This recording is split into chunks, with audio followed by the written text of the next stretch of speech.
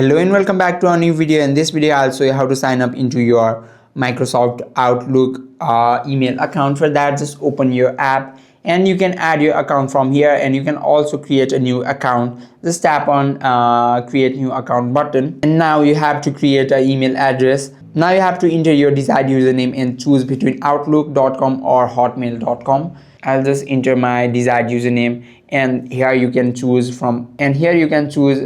you wanna use Outlook or Hotmail, and after that tap on next button. And then after you tap on next button, it will take you to another page where you have to create a strong password, and you'll have to enter a new password, and that must be mix of uppercase letters, lowercase letters, number and symbols.